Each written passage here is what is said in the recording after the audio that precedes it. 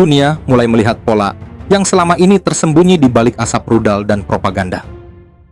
Amerika Serikat, kekuatan adidaya yang selama 2 tahun memasok Ukraina dengan miliaran dolar dan senjata, tiba-tiba menghentikan bantuan rudal dan memberikannya ke Israel. Ini adalah sinyal bahwa Amerika tidak lagi ingin bertempur di 2 medan sekaligus. Ukraina akan ditinggalkan. Menurut laporan The War Zone dan Politico, ribuan rudal HIMARS dan Patriot kini diprioritaskan untuk Israel. Alasannya bukan sekedar konflik, ini soal siapa yang masih dianggap layak diselamatkan. Wakil Menteri Pertahanan Amerika Serikat, Elbridge Colby, menyatakan bahwa Ukraina bukan lagi prioritas. Sebuah kalimat yang terdengar seperti petir di siang bolong bagi Kiev. NATO mulai panik, Zelensky marah besar, tapi di balik itu semua, ada permainan catur geopolitik yang jauh lebih dalam. Cerita tak berhenti di situ. Rusia diam. Saat Iran dan Israel terlibat dalam perang udara paling intens selama 12 hari, Moskow tidak mengirim satupun pesawat, satupun rudal, satupun intelijen. Padahal Iran adalah sekutu utama Rusia di Timur Tengah. Tapi Kremlin memilih diam. Bahkan dalam pertemuan terakhir antara Putin dan pejabat tinggi Iran, tak ada janji, tak ada dukungan konkret.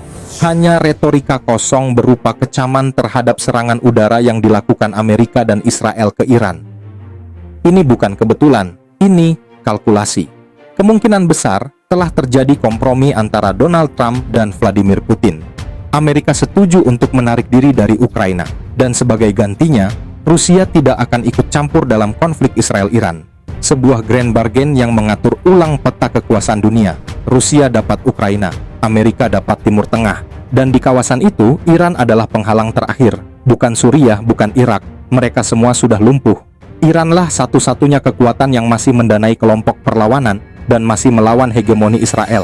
Jika Iran tumbang, maka Amerika Serikat dan Israel akan memiliki kendali penuh atas Timur Tengah, dari Tel Aviv hingga Teluk Persia. Lalu kenapa Rusia rela melepas Iran? Karena bagi Putin, Ukraina jauh lebih strategis yang berbatasan langsung Rusia dan sangat berbahaya jika negara itu masuk dalam genggaman NATO. Dan yang paling penting, Ukraina kaya dengan sumber daya alam. Negara ini menyimpan cadangan logam tanah jarang, ladang gandum, serta jalur energi vital yang nilainya jauh lebih besar dibanding sekutu yang terjebak embargo seperti Iran. Tapi di antara percaturan kekuasaan ini, ada satu negara yang menonton dari balik tirai. Cina. Banyak yang heran, kenapa Beijing tidak kirim bantuan militer ke Iran? Padahal mereka punya investasi besar di sana, minyak, pelabuhan, proyek jalur sutra. Jawabannya sederhana, Cina butuh stabilitas, bukan perang. Beijing melihat Iran bukan sebagai sekutu abadi, tapi sebagai kartu tawar terhadap Amerika. Kalau Cina masuk ke medan perang, mereka akan kehilangan posisi netral di mata dunia, kehilangan leverage diplomatik terhadap Washington, dan terjebak dalam konflik yang tidak mereka kontrol.